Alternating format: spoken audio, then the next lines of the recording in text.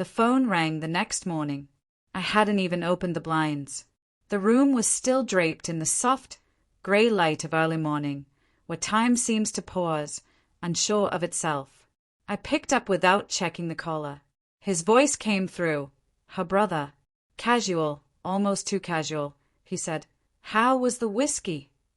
The question wasn't really a question, but a challenge veiled as small talk. I paused, feeling the weight of the moment. I gave it to your sister, I replied. She liked it. The silence that followed stretched thin, then broke. His breath caught. Then he asked sharply, You gave it to her? The crack in his voice sounded like breaking glass. I stayed still, the phone cold in my hand. I could almost hear him moving on the other end, pacing, frantic. Panic, not confusion, leaked into his words. He shouted again, louder, desperate. You gave it to her. My grip tightened, an icy shift in me as recognition settled. His reaction wasn't confusion, it was fear. It was the kind of fear that told me I had stumbled on something much darker than I'd realized. I let the silence linger longer than necessary. It spoke louder than any words. I thought back, piecing together every subtle detail, the shared glances between them, the laughter that never reached my ears, the way she'd looked away when I caught her eye too long. A birthday months ago, a hushed whisper between them before a gift was passed to me. I hadn't thought much of it, until now. The whiskey wasn't just a drink. It was a test, a secret coded in a bottle, a message that was never supposed to find its way to me, and I had handed it back without even realizing. His fear told me more than any denial ever could. I ended the call, a slow, deliberate click as I hung up. No words, no accusations, just silence. Silence that sliced deeper than any shout. The day dragged on. I moved like a shadow through the house. She hummed while making coffee, her voice light, casual. She kissed my cheek, her touch soft, rehearsed. But I saw it now, clearer than ever.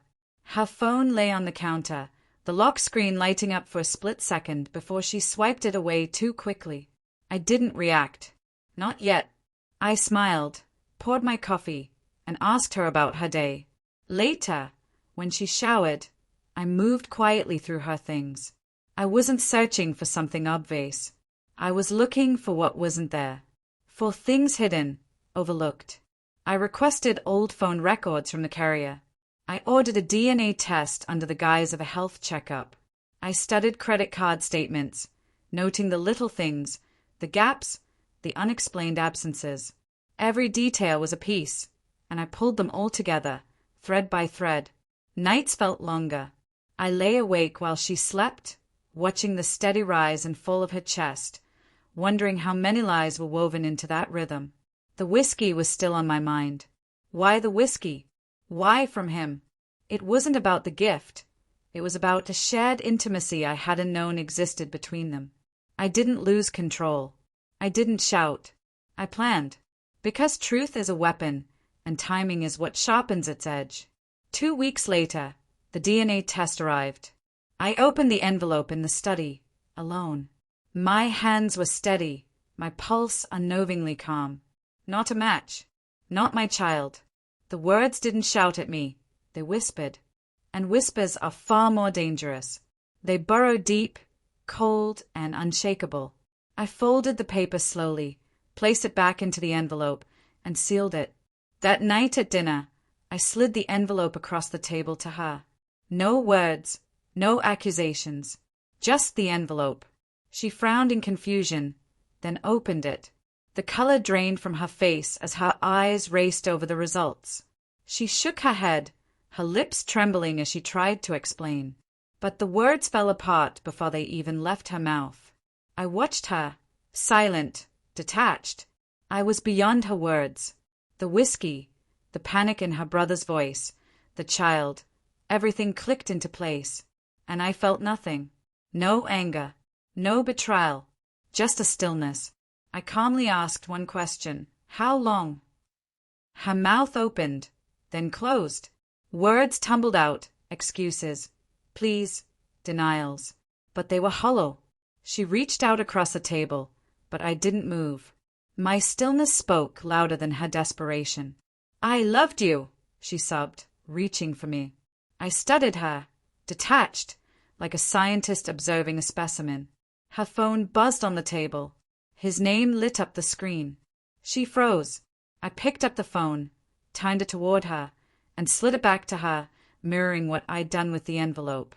Her eyes widened, a flash of horror sweeping over her face. Her lips quivered. The silence between us wasn't silence anymore. It was a verdict, and she knew it. I stood up, leaving the envelope on the table. I left her there, drowning in the weight of her own lies. I didn't need to destroy her. Truth had already done that. That night, I slept alone in the guest room. The air was different without her presence beside me. It was colder, clearer. I thought about the whiskey again, about her brother's panic, about the moment I unknowingly broke their secrecy with a simple gesture. One careless move had exposed everything. Betrayal doesn't need confrontation. It destroys itself when exposed to light. In the morning, I packed a bag. No note, no explanations, just absence.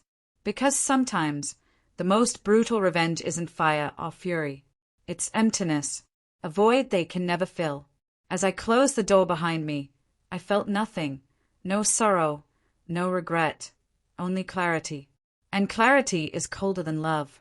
Final line, they killed what we had long before I left. All I did was bury the body,